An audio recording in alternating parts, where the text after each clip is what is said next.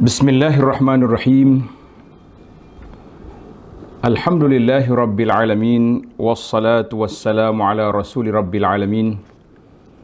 Nabiyyina wa habibina wa qudwatina Muhammad ibn Abdillah wa ala alihi wa sahbihi wa man sar ala nahjihi wa ihtada bihadihi wa istanna bisunnatihi la yaumiddin.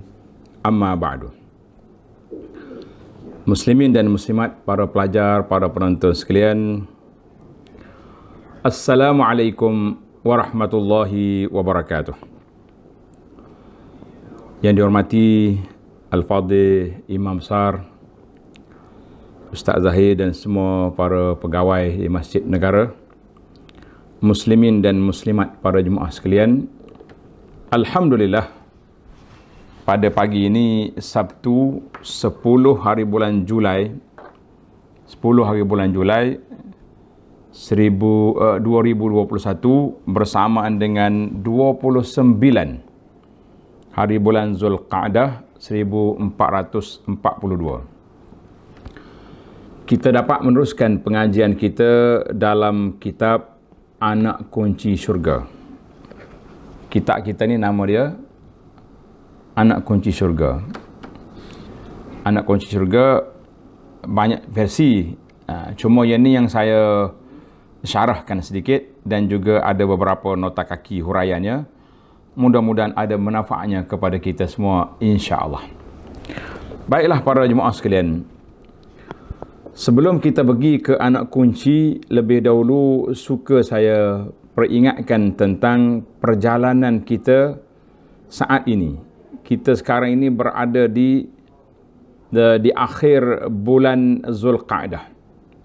Berada di akhir bulan Zulqa'dah, bermakna para pelajar sekalian, kita akan masuk hari pertama Zulhijjah yang disebut dengan nama Afdalu Ayyamid Dunia. Hari yang paling baik dalam dunia. Hari yang paling baik dalam dunia yang Allah anugerahkan kepada kita semua. Kita kata Alhamdulillah. Jadi para pelajar sekalian, bila mari hari terbaik, apa yang patut kita buat? Takkanlah mari hari baik ni kita tidur je kan? Maka hari baik, maka kita kena isikan dia dengan kebaikan-kebaikan yang ada. Sebanyak mungkin yang kita boleh isi, maka tuan-tuan dan puan-puan isilah.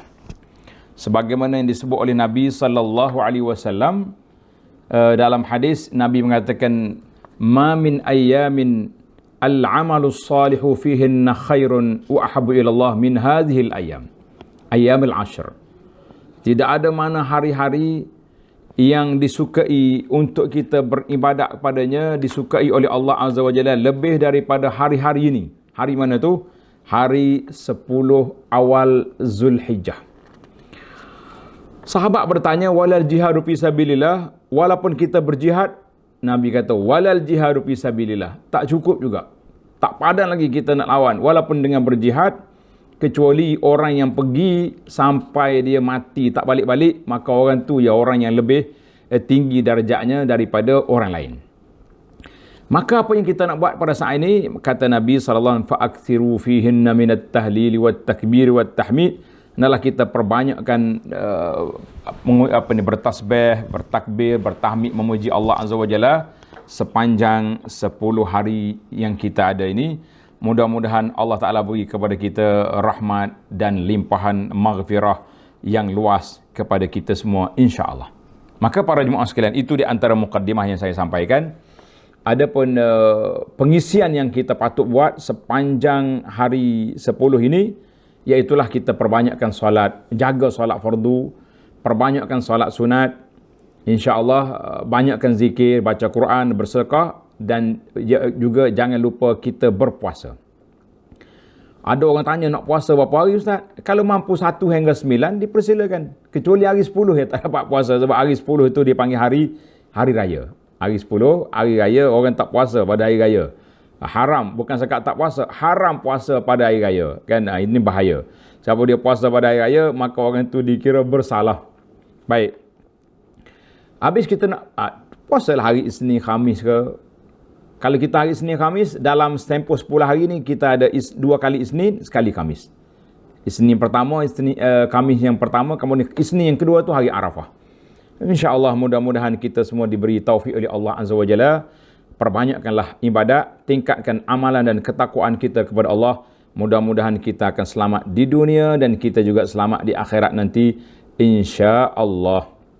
Baiklah para pelajar sekalian, kita pergi kepada kitab kita.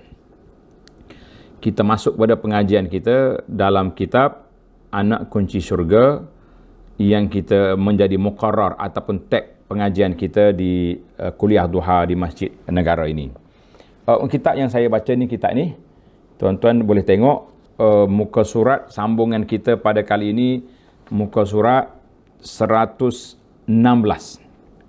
Muka surat 116. Kan? Muka surat 116, iaitu kita akan bincang tentang rukun solat.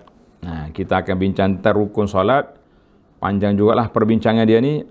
Harap-harapnya insya-Allah kita boleh tamatkan perbincangan kita dalam sesi ini, mudah-mudahannya insya-Allah. Kemudian kita pergi pula kepada bab lain pula. Banyak lagi lah pengajian kita ni, panjang lagi ceritanya. Ada 13 rukun. Rukun solat ada berapa? 13 rukun. Insya-Allah kita cuba ambil satu persatu dalam jalsah kita ini, insya-Allah. Baiklah para pelajar sekalian. Kita mula dengan rukun solat. Muka surat 116. Muka surat 116, bab rukun solat. Rukun solat.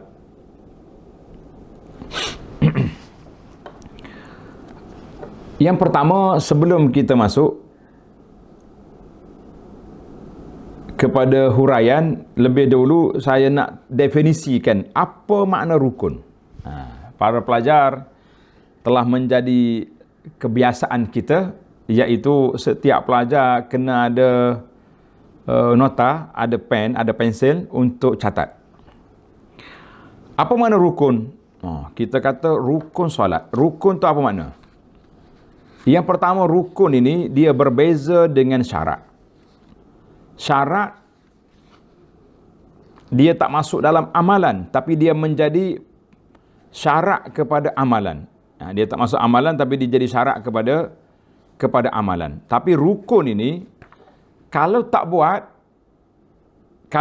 dia tak jadi solat. Dan dia termasuk sebahagian daripada amalan solat itu sendiri. Itu makna rukun.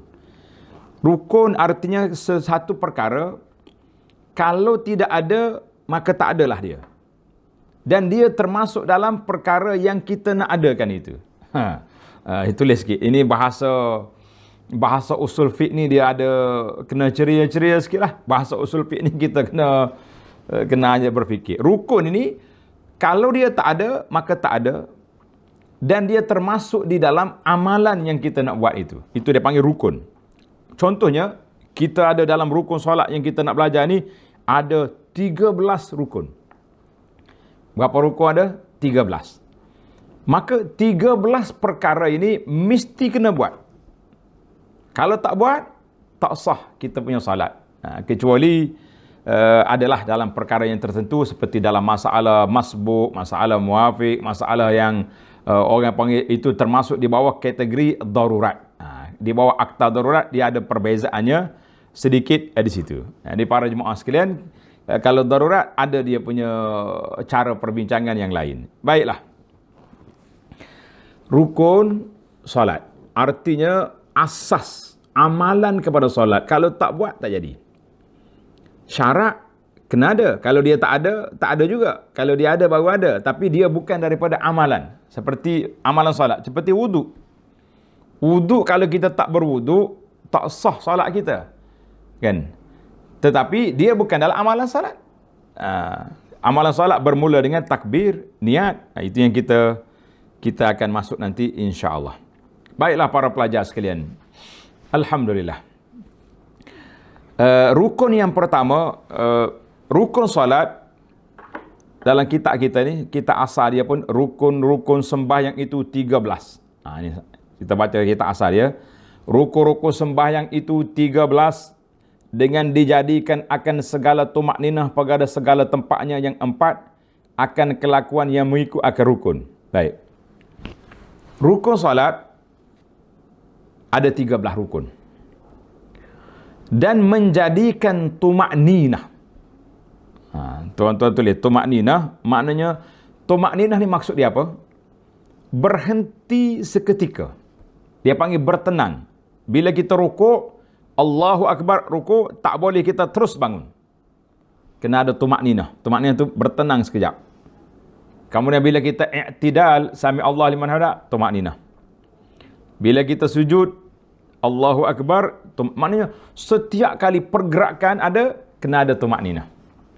Maka Tuan Syekh kata, tumakninah itu, iaitu apa makna tumakninah? Tumakninah itu maksudnya bertenang seketika. Duduk. Lama ke? Sekejap je. Dalam kitab ni kata, tumakninah itu walaupun sekadar kita baca subhanallah. Macam kita rukuk, subhana rabbiyal azim wa bihamdih. Itu tumakninah tu. Dia tak mau macam pagu ayam. Allahu Akbar, Allahu Akbar. Itu tak boleh. Baik. Tumakninah ni ada pada 4 tempatnya bagi menyempurnakan perbuatan rukun-rukun solat. Dia ada 4 tempat. Ada 4 tempat yang kita katakan tumakninah. Maka para pelajar sekalian, setengah kitab, ini saya bagi maklumat, sebahagian daripada kitab, dia tulis rukun solat 17. Rukun solat ada berapa? 17. Sebab apa 17? Sebab dia asingkan tumakninah.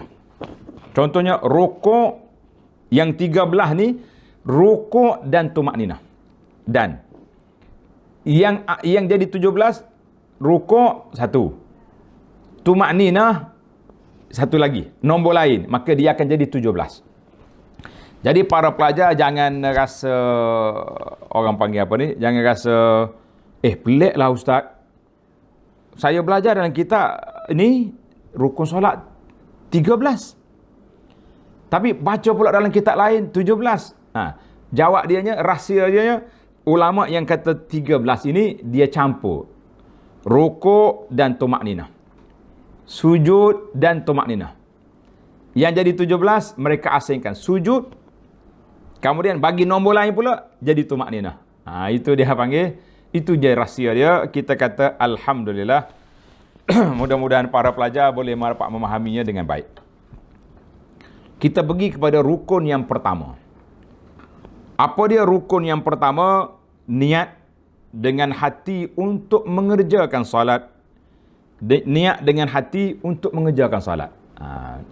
Dalam bahasa kita dia panggil qasdu syai'in muqtarinan bi fi'lihi. Qasdu syai'in muqtarinan bi fi'lihi artinya kita qasad nak lakukan satu amalan bersama dengan amalan itu. Macam kita niat ni. Serentak kan? Allahu Akbar, kita dah buat. Niat dalam hati. Mulut takbir, itu dia panggil qasdu syai'in muqtarinan bi fi'li. Qasad maknanya bertujuan melakukan sesuatu berserta dengan amalan. Itu dia panggil niat. Baik, Tuan Syekh kita rahimahullah, Syekh Hamdul Qadir kata apa? Niat itu dengan hati.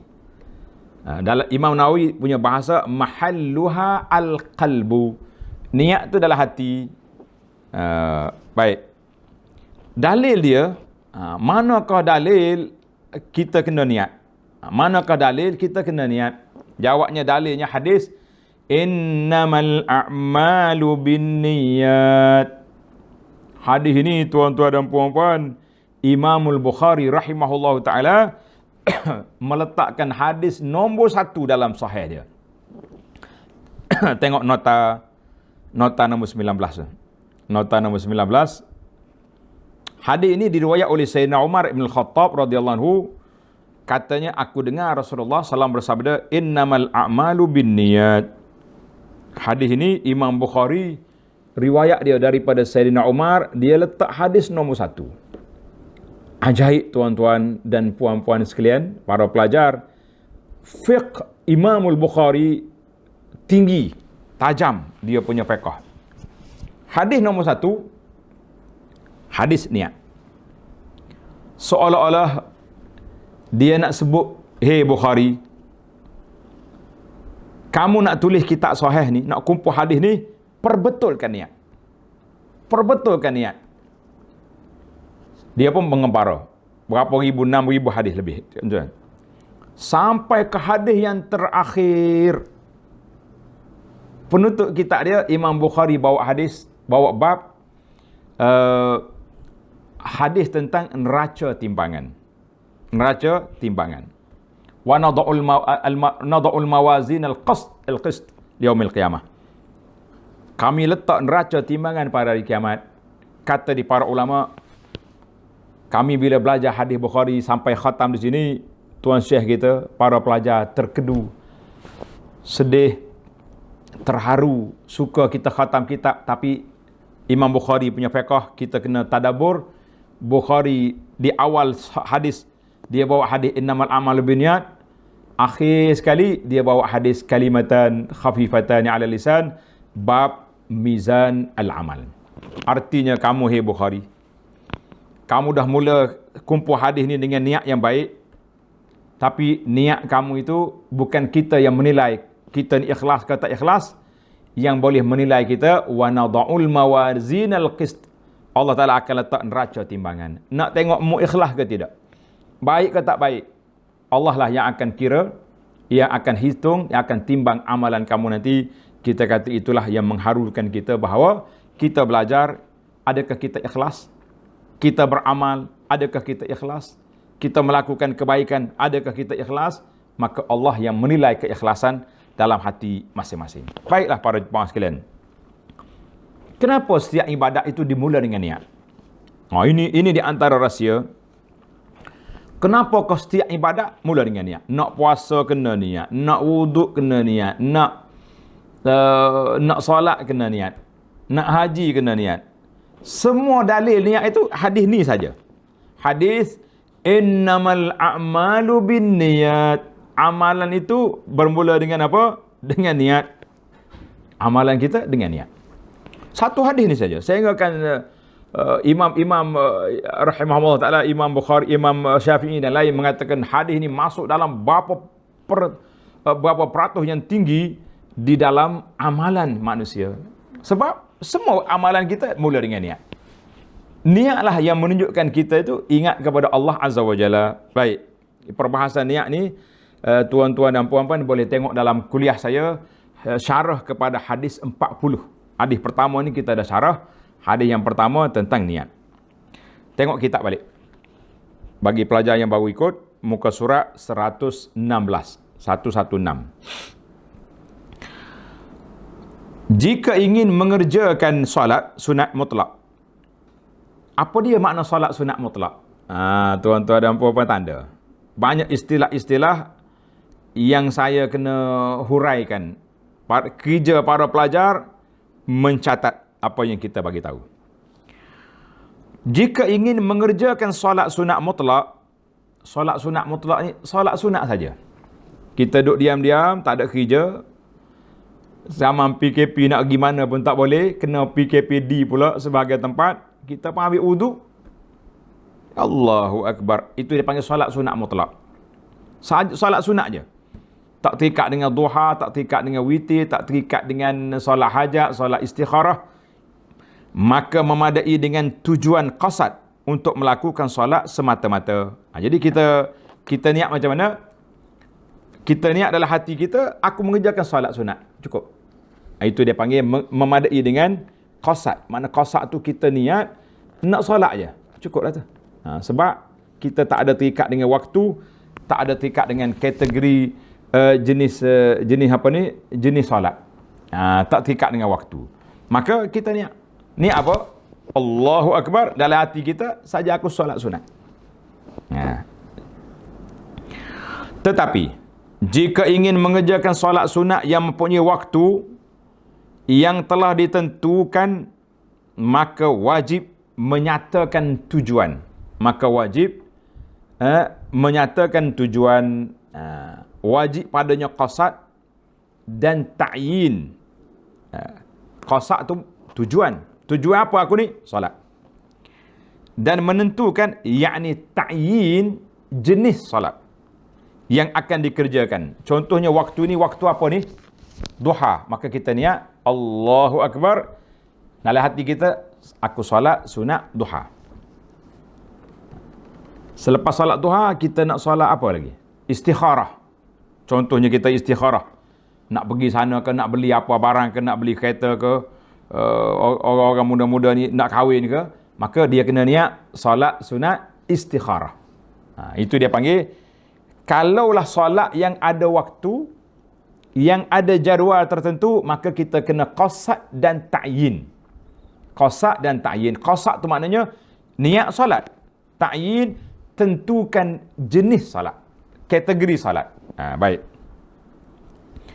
Maknanya kategori yang pertama niat saja. Kategori yang kedua niat dengan nyatakan jenis solat. Kita pergi kepada yang seterusnya. Dan jika ada ia sembahyang fardu. Kita solat fardu pula ni. Manakala bagi solat fardu pula wajib meletakkan tujuan. Yang pertama. Tujuan tu aku nak solat. Menentukan ta'yin jenis solat fardu. Kita ta'yinkan solat fardu tu. Dan keadaan solat. Apa dia keadaan solat? Tengok nota 20. Sama ada menjadi imam atau makmum. Kita kata kita makmum, kita imam. Sempurna rakaat atau qasar. Saja aku solat zuhur qasar. Qasar tu maknanya yang 4 jadi 2 kan. Solat fardu sama ada zuhur atau asar, nyatakan solat fardu zuhur qasar. Solat tunai atau qada, solat jamak takdir, jamak takhir, mana kita nyatakanlah. Itu dia panggil, kita kena ada 3 di situ. Yang pertama qasad, yang kedua ta'yin, yang ketiga keadaan jenis cara melakukan solat. Cara melakukan solat. Jadi apa cara? Kita kata kita solat fardu zuhur qasar. Alhamdulillah. Boleh faham dah? Insya-Allah para pelajar, ana pun tak syarah laju-laju, kita jalan pelan-pelan supaya para pelajar boleh mengikutinya dengan tenang insya-Allah. Manakala bagi solat fardu pula kita kena wajib meletakkan tujuan. Tujuan tu mana aku nak solat. Yang kedua ta'yin jenis fardu dan keadaan solat. Yang akan dikerjakan itu sebagaimana sabda Nabi sallallahu alaihi wasallam dalam hadis tadi juga, wa innama likulli imri'in ma nawa. Dan sesungguhnya setiap orang akan dibalas berdasarkan apa yang dia niatkan. Dia nak niat apa, maka itu yang dia dapat. Allahu Akbar. Ini pentingnya niat dalam hidup kita ni. Para pelajar sekalian, ini Syekh kita rahimahullah, Tuan Syekh Abdul Qadir, dia bagi ringkas je. Ringkas je kat kita. Rukun yang pertama solat, niat. Apa juga saya nak tambah di sini lah, supaya para pelajar, kita kadang-kadang tak sempat nak belajar kitab lain. Masa pun tak ada sekarang ni. Yang adanya banyak kita ni terpaksa kena ber-PKP lah macam-macam. Kepentingan niat di dalam Islam. Kepentingan niat dalam Islam, tambah sikit, letak dalam ruang catatan itu, kepentingan niat dalam Islam. Niat ni, niat yang pertama membezakan di antara adat dengan ibadat. Niat membezakan di antara adat dengan ibadat. Apa dia adat dengan ibadat ni Ustaz? Abu Anas ceritalah kat kami kan, insya-Allah. Tuan-tuan para pelajar jangan bimbang, nanti di akhir kita ada sesi tanya jawab, boleh tanya. Saya setiap hari mandi.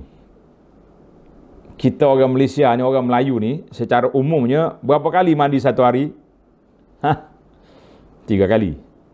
Subuh mandi. Penat kerja tengah hari zuhur, mandi. Nak pergi maghrib, mandi 3 kali. Baik, itu mandi biasa. Mandi adat. orang Melayu ni yang banyak air ni, yang duduk di kawasan hujan banyak ni, mandi biasa lah, 3 kali satu hari lebih. Lebih pun ada mungkin. Setiap kali waktu solat dia mandi pun ada. Kan? Tetapi ada waktu tertentu tuan dan puan kena mandi. Dia panggil mandi hadas. Mandi hadas besar. Kan? Apabila berlakunya suami isteri persetubuhan, maka jadi hadas besar. Ataupun wanita yang sudah tamat daripada haid ya, dengan nifas. Maka mandi, nak mengangkat hadas besar itu kita kena niat. Saja aku mandi angkat hadas besar. Yang kita duduk mandi 3-4 kali satu hari yang tak ada hadas besar itu tak payah niat. Ini yang dikatakan niat membezakan di antara adat dengan ibadat. Niat membezakan antara adat dengan ibadat. Satu. Yang kedua, niat membezakan antara sesama ibadat. Niat membezakan di antara sesama ibadat. Pagi tadi, tuan-tuan dan puan-puan sempat tak sempat solat sunat fajar? Alhamdulillah, saya rasa yang duk mengaji ni, duk belajar ni, semangat belaka kan. InsyaAllah kita dapat solat sunat fajar. Baik. Solat sunat fajar 2 rakaat. Selepas solat sunat fajar, kita solat fajar pula. Betul? Solat fajar. Berapa rakaat? 2 rakaat. Habis di antara sunat fajar dengan fardu fajar, apa yang membezakan kita? Niat. Yang pertama 2 rakaat yang awal tu, kita niat, saja aku solat sunat fajar. Usalli sunnatal fajri, sunnatal subhi, sama ya. Jangan bertukar, kan? Sunat fajar dengan sunat subuh satu je. Waktu dianya setelah masuk waktu subuh. Setelah azan subuh, kita pun solat 2 rakaat, sama ada kita namakan solat sunat fajar atau solat sunat apa? Subuh. Kata orang Arab, hiya. As-salah wahidah. Cuma nama tu 2. Selesai solat sunat fajar, kita pun solat sunat 2 rakaat, solat 2 rakaat lagi, solat sunat solat fardu subuh. Kita pun niat, saja aku solat fardu subuh. Maknanya yang membezakan antara 2 solat yang sama bentuk dia, niat. Jadi niat ini 2 fungsi dia. Yang pertama, membezakan di antara adat dengan ibadat. Yang kedua, niat membezakan antara sesama ibadat.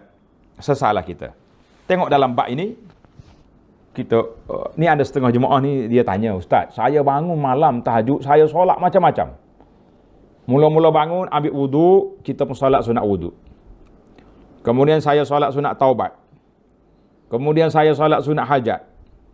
Besok saya nak buat kerja, ada benda besar, saya solat istikharah. Apa lagi solat? Solatlah.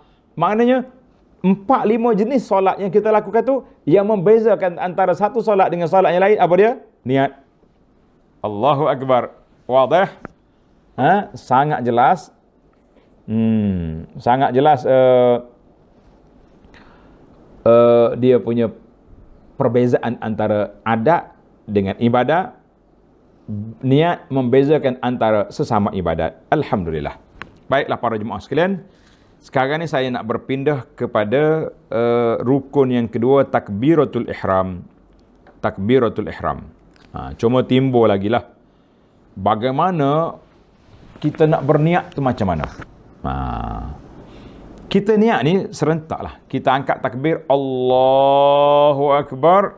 Niat dalam hati, aku solat fardu subuh, aku solat fardu zuhur, makmum, imam, sebut. Jadi serentak. Sekali dengan takbir, sama dengan niat dalam hati. Sekali dengan takbir, sama dengan niat dalam hati. Tu orang yang sampai 10 kali angkat takbir tu, kenapa Ustaz? Itu waswas nama dia. Sepatutnya kita tak perlu lagi waswas, sebab waswas ni permainan syaitan. Waswas itu permainan siapa? Syaitan. Lu'batus syayatin. Dia main gitu. Hei, kamu punya takbir tadi tak masuk lagi niat dalam hati. Allahu Akbar. Angkat tangan pula. Allahu Akbar. Ada setengah orang yang sampai 10 kali angkat takbir. Imam dah habis Fatihah, dia Allahu Akbar. Yang tak tahannya para pelajar sekalian, sewaktu dia takbir betul, tak masuk. Allahu Akbar, tak jadi. Tapi bila dia takbir salah, okey pula. Allahu Akbar. Syaitan pun lepas. Jadi dah. Niat dah install dalam hati dah. Pergi. Ini yang kita bimbang. Itu saya dengar waktu saya budak-budak tu sukalah tengok kalau ada orang was-was ni, Kak, kita pergi tengok dia solat. Allahu Akbar, tak jadi. Last sekali, Allahu Akbar, jadi. Kita kata subhanallah. Yang kamu takbir dengan makhraj tajwid betul, tak jadi. Bila takbir dengan apa tadi, dengan cara tak betul, jadi pula dah. Memang syaitan ni dia kacau pelik lah kata orang. Masya Allah, tabarakallah. Itulah yang kita bimbang para pelajar sekalian. Bimbang saya dengan permainan syaitan. Baik. Usah was-was. Kita ingatlah, bila terdetik dalam hati kita ni, dia dalam kita belajar, dia panggil muqaranah urfiyah, muqaranah juz'iyah, semua tu kita sudah bahas panjang. Alhamdulillah, ana pun telah syarah kepada tuan-tuan dan puan-puan di Masjid Negara ini. Di awal kuliah saya, yang awal saya ke Masjid Negara, Tan Sri Syekh masa tu dengan Ustaz Ihsan yang panggil, kita baca kitab Muniyatul Musalli. Kitab lama, kitab Syekh Daud Al-Fatah ni, kita dah sebut tentang muqaranah urfiyah, muqaranah juz'iyah, muqaranah kamaliyah. Kata dia para ulama, cukuplah terdetik dalam hati aku solat zuhur, memadai dah. Alhamdulillah. Baik, kita pindah kepada rukun yang kedua. Banyak lagi ni, 13 ni. Rukun yang kedua, takbiratul ihram. Apa dia takbiratul ihram? Bagi pelajar yang pegang kitab kita ni, takbiratul ihram muka surat 118. Bagi pelajar yang pegang versi lama, kitab Jawi yang lama tu, muka surat 39. Muka surat 39. Dan kedua, takbiratul ihram. Boleh tengok dua-dua lah. Mana-mana kitab mana pun. Apa makna takbiratul ihram? Tuan-tuan dan puan-puan, apa makna takbiratul ihram? Saya suka tanya-tanya. Ini dia panggil uslub at-ta'lim. Nabi kita SAW bila nak beritahu sesuatu perkara kepada para sahabat, Nabi akan tanya, kamu tahu ke tidak? Kamu dah sahabat bila Nabi tanya, mereka pun celik mata. Tak tahu Rasulullah. Allahu wa rasuluhu a'lam. Jadi bila dia panggil uslub tanya ni, sebenarnya buka apa? Buka minda kita. Apa yang nak dicakap? Apa yang nak diberitahu, kan? Baik, jadi saya guna uslub ini, uslub gaya pendidikan yang diajar oleh Nabi sallallahu alaihi wasallam. Nabi tanya sahabat. Jadi sahabat yang duduk contohnya cakap benda lain ke, Nabi nak kita pun sama juga dalam kelas kita tanya, pelajar-pelajar semua sudah tahu? Belum. Apa? Baik. Soalan saya di sini, apa dia maksud takbiratul ihram? Tuan Syekh kita rahimahullah, ana dapat kesan lah waktu saya syarah kitab ini, bahawa Syekh Abdul Qadir dia tulis buku ni secara simple, ringkas. Sebab tu dia buat nama anak kunci syurga. Artinya siapa yang orang yang beriman yang nak dapat kunci ke syurga, belajarlah kitab ini secara ringkasnya. Orang panggil satu pusingan yang pertama. Kemudian bila tuan-tuan nak mendalami, nak memahami, nak faham betul-betul, kena ambil kitab yang panjang. Baik, saya tak nak dua kali kitab. Cukuplah dengan saya syarah di sini. Para pelajar, tuan-tuan boleh memahaminya insya-Allah. Insya-Allah kata. Takbiratul ihram iaitulah takbir yang pertama. Takbir yang pertama nak masuk solat. Takbiratul yang pertama nak masuk solat, itu dia panggil takbiratul ihram. Sebab apa nama takbiratul ihram? Para pelajar tanda tulis nama takbiratul ihram. Kenapa? Sebab takbir ini yang mengharamkan perkara yang halal sebelumnya.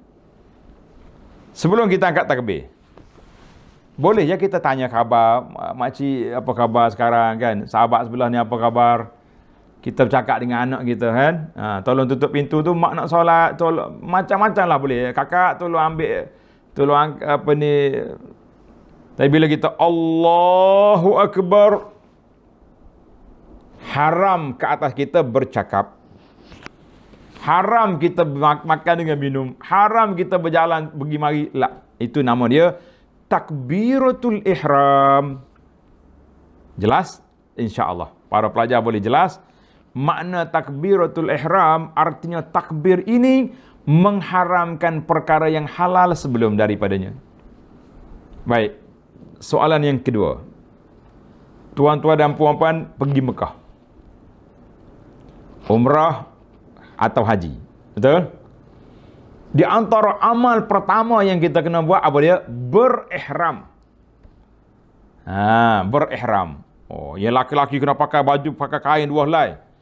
Itu bukan berihram lagi, itu pakaian untuk berihram. Tak ada pantang larang lagi. Ada setengah sebahagian daripada kita ni, kita pakai kain 2 helai ni waktu di airport KLIA lagi kan. Contohnya orang yang langsung ke Mekah daripada Kuala Lumpur pergi ke Mekah terus, maka dia akan berihram di atas kapal terbang. Ada yang pakai ihram di rumah lagi. Rumah dia dekat KL contohnya, pakai di rumah lagi. Pergi ke airport dengan kain ihram dah siap. Ada yang tukar ihram di airport, di surau kan. Ada yang saya tak nak lah, malu ke orang nak pakai atas kapal terbang. Boleh lah.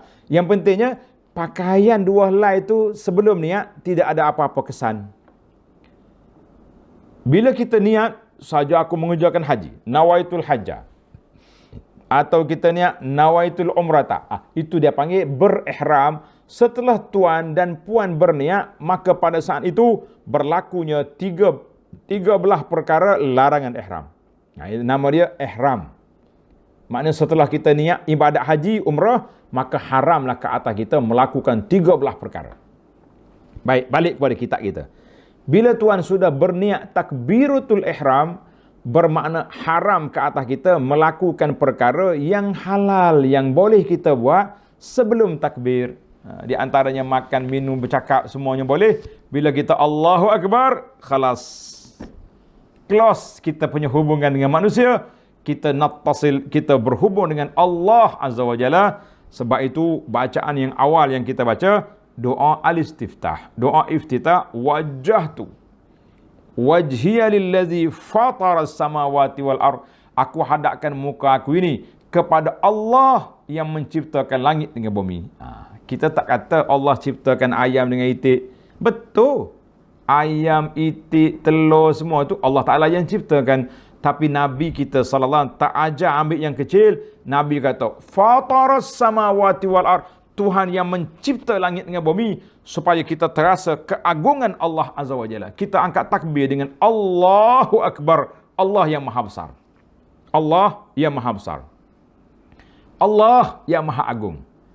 Aku hadapkan muka aku ini kepada Allah yang mencipta langit dengan bumi. Barulah kita dalam solat, kita khusyuk, kita gerun, kita takut kepada Allah Azza wa Jalla, sebab yang kita berhadap itu Allah yang maha agung. Barulah kita terasa. Kalau tidak, para jemaah sekalian, kita tak terasa. Allahu Akbar.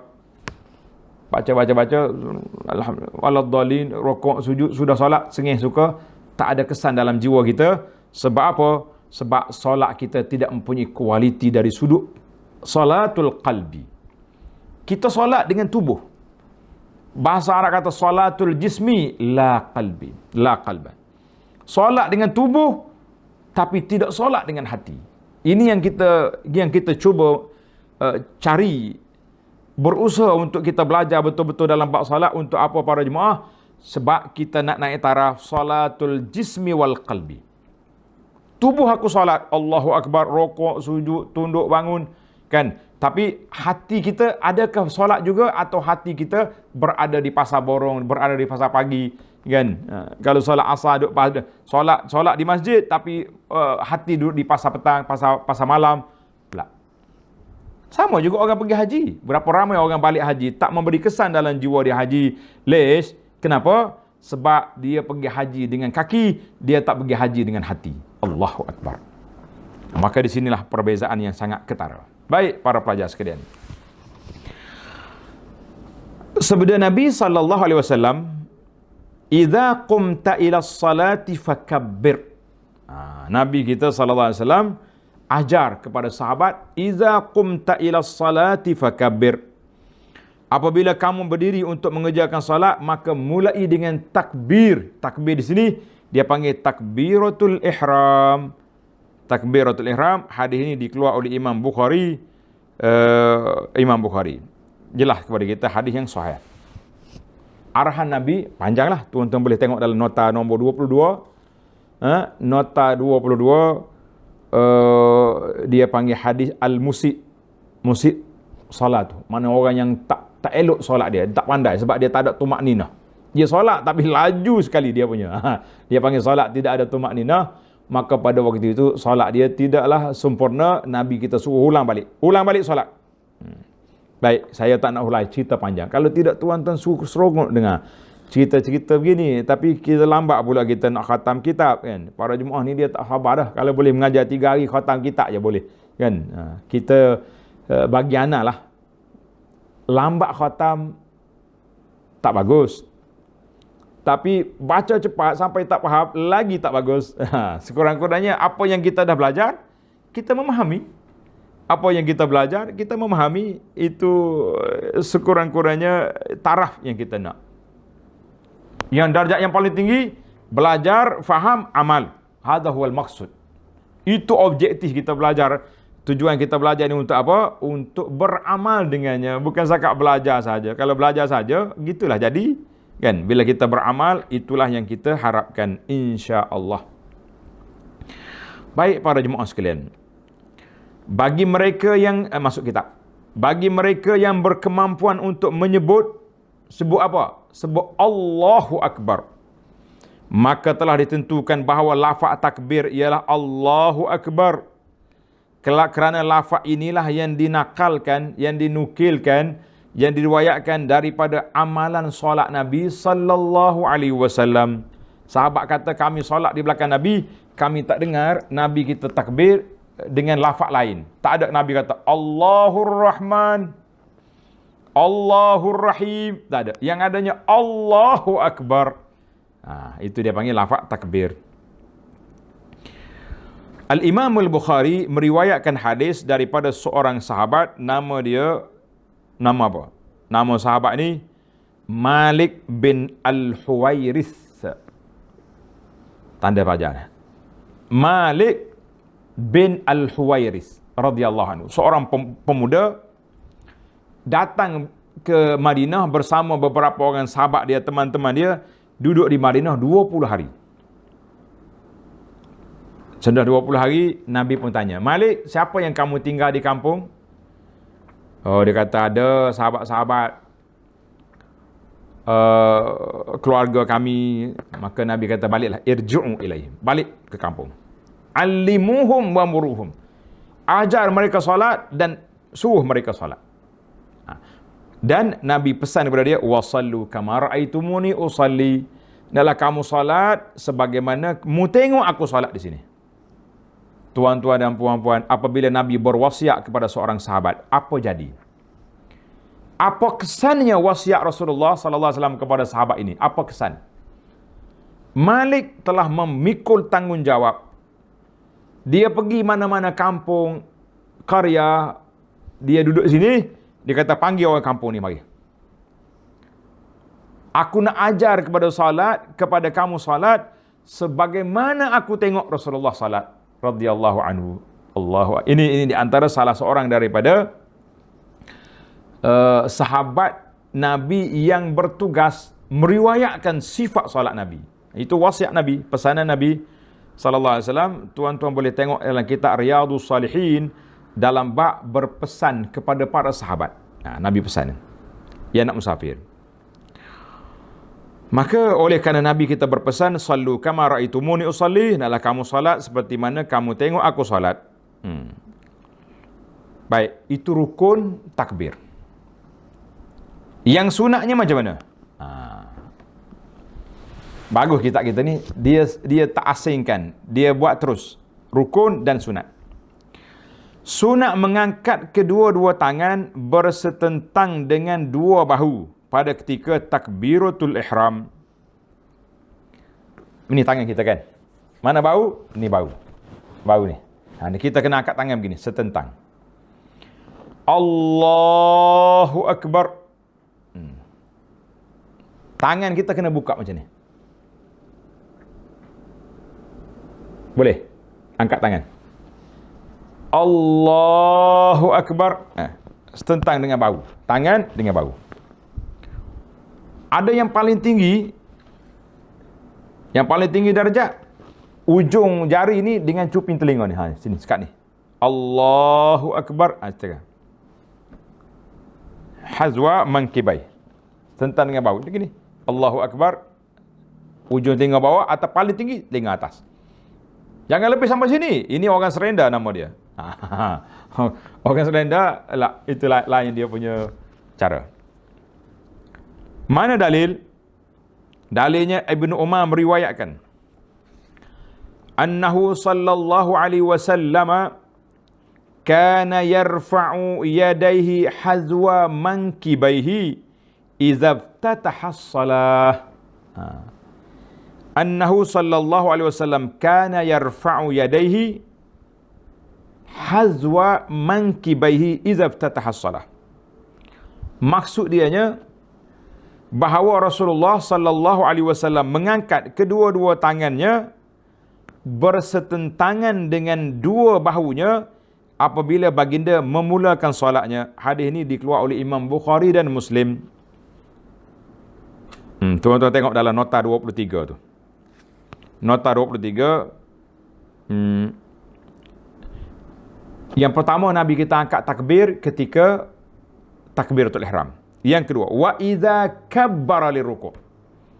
Apabila Nabi takbir nak rukuk, angkat tangan sekali lagi. Wa idza rafa'a ra'sahu minar ruku'. Apabila Nabi kita angkat kepala daripada rukuk, dia panggil i'tidal, angkat tangan lagi.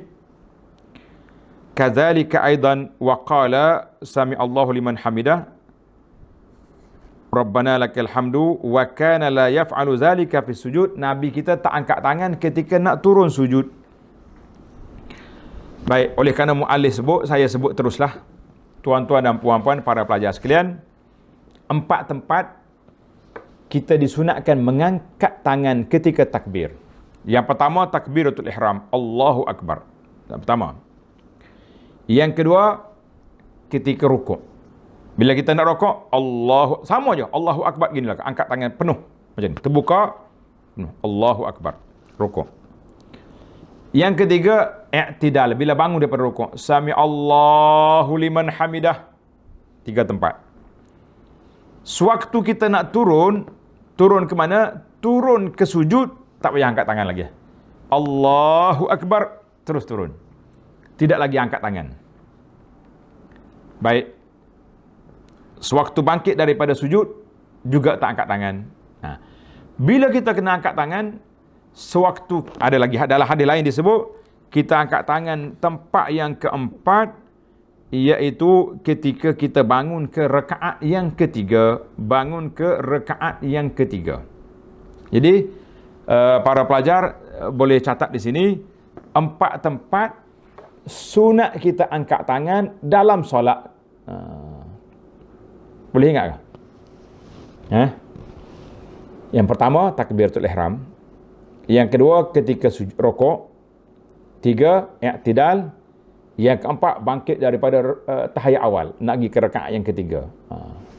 Habislah kita 4 tempat. Baik, bagaimana pula dengan cara kita nak lengkapkan solat kita tadi? Wajib menyertakan niat semasa telah melafazkan takbiratul ihram, iaitu menghadirkan dalam hatinya perkara yang diniatkan itu.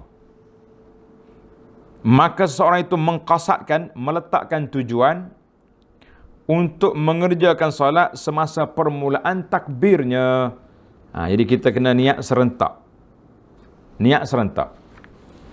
Allahu Akbar, dalam hati saja aku mengerjakan solat zuhur. Tuan-tuan mungkin tertanya-tanya, yang kita duduk niat usalli fardaz zuhri, usalli fardal asri, itu bukan dalam solat lagi, itu awal sebelum kita solat, sebelum angkat takbiratul ihram. Bila kita sudah angkat takbiratul ihram, tak ada lagi usalli di mulut, sebab mulut sudah bertakbir. Yang adanya apa? Adanya hati. Hati yang boleh berniat. Itu kena jelas lah situ. Nanti ada pula Allah usalli fardhu zuhri kebar, la. Tidak jadi macam tu. Yang adanya macam mana? Mulut bertakbir serta dengan sunat angkat tangan sampai ke hazwal mankibai, sampai ke bahu, kan? Hati berniat. Hati berniat. Wadah, jelas insya-Allah. Tamaklah kita dalam bab takbiratul ihram. Mana rukun yang pertama, niat. Niat serentak dengan rukun yang kedua, takbiratul ihram. Dia ada kembar tiga. Dalam solat ni ada kembar tiga, tuan-tuan. Yang pertama, berdiri, qiyam, bagi orang mampu. Ni kita akan masuk. Yang kedua, apa? Takbir, Allahu Akbar. Tiga, niat. Tiga komponen ini mesti serentak. Dia tak boleh asing-asingkan. Baru dia jadi solat, baru dia menjadi solat. Baik, kita pergi pada rukun yang ketiga. Rukun yang ketiga, apa dia rukun yang ketiga ni? Berdiri. Berdiri tegak. Baik. Saya kata apa tadi? Qiyam ni, berdiri ni dikira tiga komponen yang kena ada. Iza qumta ila salah, bila kamu nak bangun solat, bangun dulu. Kemudian kita takbir serentak dengan niat dalam hati. Tiga-tiga ni. Baik, para pelajar sekalian, tengok. Berdiri ni, kita ni muka surat 120. Bagi kitab versi lama, muka surat 40. Muka surat 40. Tolong bagi tahulah kepada kawan-kawan kan. Berdiri tegak bagi mereka yang berkemampuan semasa mengerjakan solat fardu. Tuan Syekh rahimahullah ta'ala, dia faqih. Dia bagi maklumat kepada kita jelas. Berdiri bagi orang yang mampu pada solat fardu. Artinya rukun qiyam berdiri ni bagi orang mampu. Bagi orang yang tak mampu, boleh duduk. Ustaz, saya tak duduk pun tak mampu ni. Tidur. Boleh. Itu dia panggil Nabi sebut inna dina yusrun. Agama kita ni mudah. Al-Quran sebut la yukallifullahu nafsan illa wus'aha. Allah Ta'ala tidak paksa kita lebih daripada apa yang kita mampu. Solat wajib. Wajib. Habis kena bangun berdiri. Bangun. Saya tak larat ni. Pening kepala kalau bangun rebab. Bangun. Itu dia panggil taklif ma la yutaq. Paksa, taklif, memberatkan ibadat dalam perkara di luar kemampuan. Itu tidak ada dalam syariat. Tak ada dalam syariat Islam. Syariat Islam kata tak mampu berdiri, duduk. Kita kata alhamdulillah. Tuan-tuan kata alhamdulillah. Allah Ta'ala anugerahkan kepada kita tak mampu boleh duduk. Yang kedua, Tuan Syekh kata dalam solat fardu. Baik, kalau saya solat sunat, tuan puan yang uzur solat sunat, boleh. Saya tak uzur tapi saya nak solat sunat duduk, boleh? Boleh. Cuma berbezanya dari sudut ganjaran. Orang yang uzur solat sunat duduk, insya-Allah dia dapat pahala full 100%. Sebab dia duduk kerana uzur. Berbeza dengan orang yang duduk tak uzur. solat sunat ni, maka dia boleh pahala separuh. Rugi tuan-tuan. Kenapa kita nak ambil separuh? Kan, tengok ni. Tengok dalam hadis di bawah ada huraian. Baik, kita baca. Asyik duk hurai je, lambat habis kitab. Dan Al-Imam Al-Bukhari rahimahullah ta'ala merekodkan Nabi kita SAW bersabda daripada Imran bin Husain, seorang sahabat, tengok nota 24. An Imran bin Husain radhiyallahu anhu, kata dia, Imran kata, kanat bi bawasir, saya diuji oleh Allah Ta'ala dengan penyakit bawasir. Tuan-tuan tahu penyakit bawasir, penyakit keluar dia punya injak dari dubur dia tu. Allahu Akbar. Saya tengok kawan-kawan yang diuji dengan penyakit ini, afanallahu wa iyyakum, Allah Ta'ala selamatkan kita dan saudara, dan sembuhkan sahabat-sahabat yang diuji. Sakit. Imran sakit bawasir, dia pergi jumpa Nabi SAW. Dia kata, ya Rasulullah, bagaimana aku nak solat? Nabi tahu penyakit ni bahaya. Kalau berdiri lagi keluar dia punya bawasir, maka Nabi bagi tahu, salli qa'iman. Imran, solat berdiri. Itu rukun solat. Fa illam tastati' fa qa'idan. Kalau kamu tak mampu nak berdiri, duduk. Duduk itu bagi orang yang sudah tak mampu. Fa illam tastati' fa 'ala jambin. Tak mampu juga, tidur. Maka di sini para pelajar, dalam riwayat lain yang diriwayat oleh An-Nasa'i dengan riwayat Imam An-Nasa'i ada lapak tambahan daripada Imran juga, fa illam tastati' fa mustalqiyan. Yang pertama tadi, fa illam tastati' fa 'ala jambin, kita kena tidur gini. Tidur mayak tu. Itu ala jambin. Tapi riwayat Nasa'i kata fa mustalqiyan, tidur melentang. Bagi orang yang tidur melentang, macam mana gaya dia, tuan-tuan dan puan-puan, kita kena kiblat belah sana kan. Kiblat ini, maka kita tidur gini. Tidur melentang, letak bantal di bawah, muka kita nampak ke sana. Kaki ke arah kiblat, itu melentang. La yukallifullahu nafsan illa wus'aha. Nabi SAW terus bersabda, Allah tidak membebani seseorang itu melainkan dengan kemampuan dia. Allah Ta'ala tak beban seorang itu melainkan dengan apa? Dengan kemampuan dia. Kita tak paksa lebih daripada mampu. Baik. Timbul lagi soalan zaman kita hari ini, solat di atas kursi. Betul ke tidak? Saya rasa tuan-tuan dan puan-puan banyak nak tanya solat di atas kursi. Kita kata na'am. Solat di atas kursi bagi orang yang tak mampu berdiri, boleh.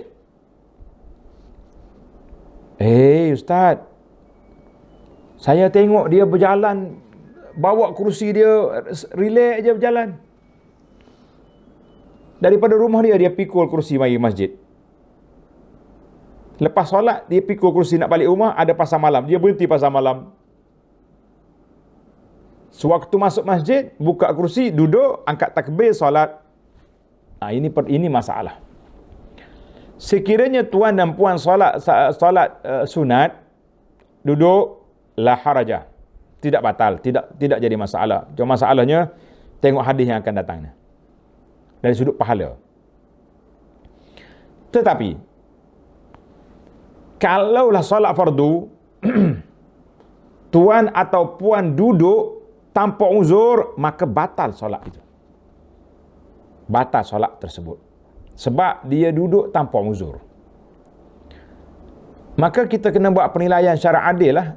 Tuan, puan yang solat atas kursi, kenapa? Ustaz, saya solat atas kursi sebab saya tak boleh, lutut saya ni baru buat pembedahan, tak boleh turun atas lantai, tak boleh nak bengkok, nak lipat lutut tak boleh. Maka dia duduk atas kursi. Baik. Berdiri qiyam boleh tak boleh? Saya detailkan tajuk ni supaya tuan-tuan boleh faham. Berdiri qiyam boleh tak boleh? Boleh. Wajib kena berdiri. Jangan duduk atas kerusi. Habis bila saya boleh duduk? Apabila nak rokok boleh tak? Boleh. Berdiri. Bila sampai nak sujud, kita nak turun atas lantai tak boleh sebab lutut kita tak boleh berlipat. Baru buat pembedahan ke ada masalah apa, kan? Maka bermulanya keuzuran itu apabila kita nak sujud. Waktu qiyam tak ada uzur. Sewaktu rokok tak ada uzur. Kena buat dengan sempurna. Sewaktu nak sujud baru ada uzur, maka di situlah baru kita boleh duduk atas kerusi. Tolonglah sampai kepada keluarga kita, sahabat kita, kawan-kawan kita yang solat di atas kerusi, bermudah-mudah macam ni, kita kata solat itu bahaya. Kenapa bahaya? Batal solat itu. Sebab rukun, berdiri itu rukun. Allah Ta'ala sebut dalam Quran, waqumu lillahi qanitin. Ialah kamu berdiri kepada Allah Ta'ala. Berdiri kerana Allah Ta'ala.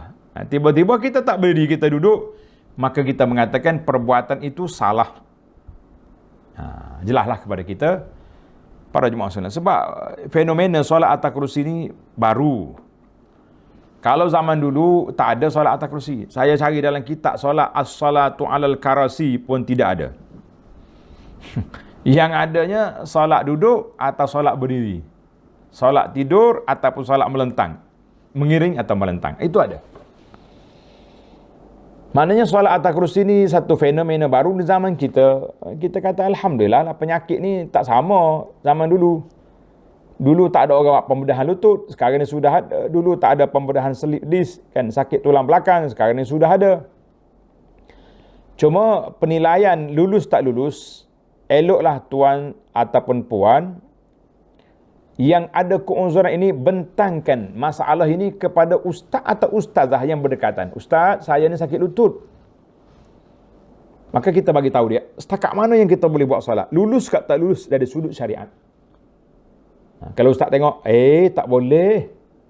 Tuan kena berdiri. Kalau tak berdiri tak sah, maka wajib kita kena bangun. Kalau dia kata, saya beberapa kes dirujuk kepada saya. Bila anda tengok, kata pakcik kena bangun. Dia bangun boleh. Nak duduk, ada masalah, dia kena penyakit gout. Jadi kita pun tengok, kata bila gout menyerang, bolehlah duduk atas kerusi. Tapi berdiri boleh. Wajib kena berdiri. Tapi bila gout sudah tidak ada, kenapa atas kerusi lagi? Lama saya bimbang, nanti menjadi satu kebiasaan. Kebiasaan kepada seorang bila suka duduk atas kerusi ni relax tuan-tuan, solat atas kerusi sedap juga kan. Tapi kita ingatlah, letak dahi di atas tak lantai.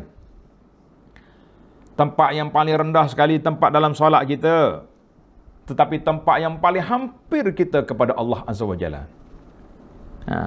Dalam hadis Nabi kita sallallahu alaihi wasallam bersabda, aqrabu ma yakunul 'abdu min rabbih wa huwa sajid. Akrab, tempat yang paling hampir seorang hamba dengan Tuhannya, di mana? Ketika dia sujud. Tempat yang paling hampir dengan Allah ketika dia sujud. InsyaAllah, tabarakallah. Kita sujud, kita tak nak turun, isyarat je. Tapi kalau uzur, tak ada masalah. Kalau tak uzur, jangan cari masalah. Baiklah. Saya harap tuan-tuan boleh memahami situasi yang berbeza. Bukan sama semua orang duduk atas kerusi. Bukan semua orang tak duduk atas kerusi. InsyaAllah. Baik. Kita berpindah kepada dari sudut ganjaran pahala. Dari sudut ganjaran pahala. Harus bagi mereka yang mampu berdiri mengerjakan solat-solat sunat dalam keadaan duduk. Harus maknanya boleh. Macam pakcik-pakcik, makcik, tuan-tuan dan puan-puan ni lah. Dia kata, ustaz, saya nak solat malam banyak, kan? Nak solat malam, nak tahajud, tapi saya lama-lama berdiri pun tak sedap, saya nak duduk boleh? Jawabnya boleh. Dalam solat sunat dipersilakan. Bahkan, kalau kita naik kenderaan, musafir, travel ke mana-mana, boleh je kita solat sunat di atas kenderaan. Tuan nak naik kapal terbang, nak pergi Mekah. Contohlah kita kata, kan? Baik, ambil wuduk siap-siap di airport. Duduk atas kapal terbang, Allahu Akbar. Solatlah sebanyak mungkin yang kita nak. Naik bas dari Kota Baru ke Kuala Lumpur. Kuala Lumpur ke Kuala Kerai, contohnya. Solat, boleh. Naik kereta api ke naik, semua boleh. Cuma, tengok. Al-Imam Al-Bukhari meriwayatkan Rasulullah SAW bersabda, In salla qa'iman fahuwa afdal, wa man salla qa'idan falahu nisfu ajril qa'im. Sesiapa yang solat sunat dalam keadaan berdiri, maka itulah yang afdal baginya. Siapa yang solat sunat dalam keadaan duduk, dia tidak uzur. Cuma dia nak ambil kelonggaran, ambil kemudahan. Apa dia dapat? Maka baginya separuh pahala orang yang berdiri. Inilah yang kita kata rugi tadi. Tuan-tuan dan puan-puan, jangan rugikan kita. Kalau kita boleh raih pahala penuh, kenapa nak ambil separuh? Kecuali uzur sungguh. Maka kalau uzur sungguh, tidaklah mengapa kita kata insya-Allah. Tengok nota 26. Ada daripada Imran bin Husain, hadis yang sama jugalah.